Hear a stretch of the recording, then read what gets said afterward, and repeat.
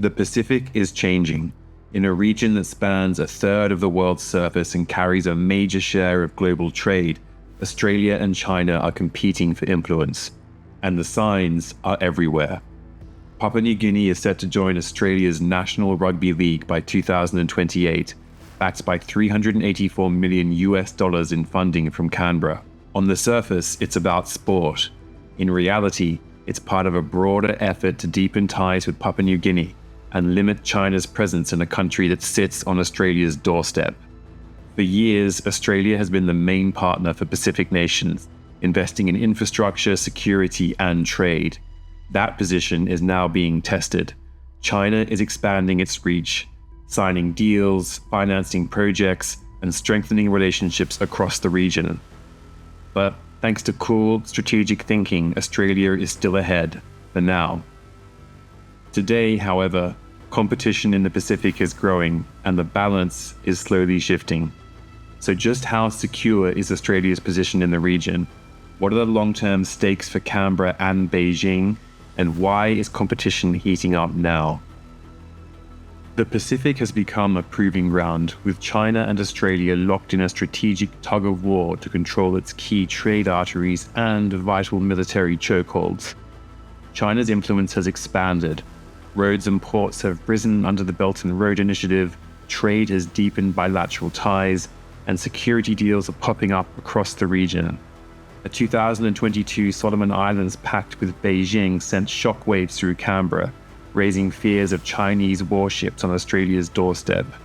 The secret deal allows China to send police, armed forces, or law enforcement to maintain order or provide aid, sparking concerns of a military foothold 1,200 miles from Australia.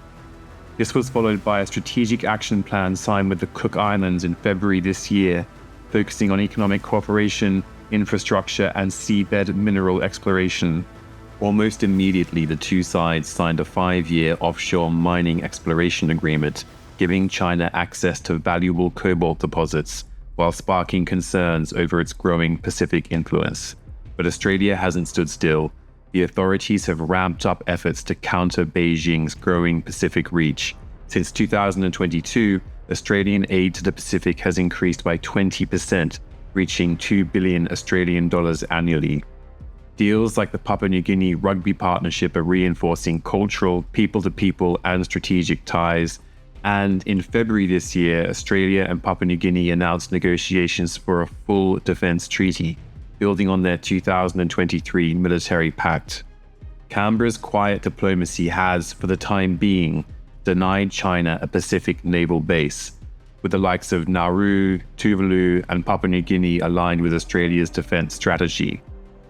Australia is also trying to counter China in the region through alliances with big powers, including AUKUS and the Quad. But change is coming. Until now, China's strategy in the Pacific has been deep-pocketed: invest big, lock in access, and expand control. Yet China is now projecting its hard power across the region. A People's Liberation Army Navy flotilla conducted live fire drills in the Tasman Sea and passed 150 nautical miles from Sydney in February. Beijing remains relentless, and Pacific nations are playing both sides, collecting benefits from each power. The question today is, can Australia hold this fragile upper hand? The Pacific isn't just a stretch of water, it's a geopolitical prize. During World War II, battles on islands like Guadalcanal shaped the war's outcome. Today, these islands straddle shipping routes, ferrying half the world's trade between Asia and the Americas. Militarily, they're a goldmine.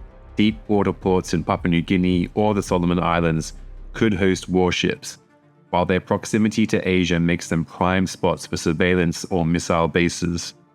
Control here means dominating global trade and projecting power across the Indo-Pacific, home to half the world's economy. As a result, China is seeking a foothold beyond the South China Sea, while for Australia, it's a case of securing its northern frontiers. The geopolitical situation in the Pacific is spurring a flurry of new bilateral deals and agreements between Australia, China, and smaller island nations scattered across the region. In December 2024, Australia secured a $140 million deal with Nauru, including budget support, banking stability, and policing, with veto power over any future Chinese pact. It comes as Papua New Guinea is being locked into Australia's strategic orbit. This is Australia outmaneuvering China as it looks to leverage distance and geography to shore up its defensive position. By securing these partnerships, Australia is isolating China from the region and blocking it from developing all-important naval infrastructure. Beijing's navy, for example, faces a 7,000-kilometer slog from Hainan to the Australian coast, a logistical nightmare for the Chinese that Canberra wants to maintain. Nevertheless, China's trade and financial power has a gravitational pull of its own.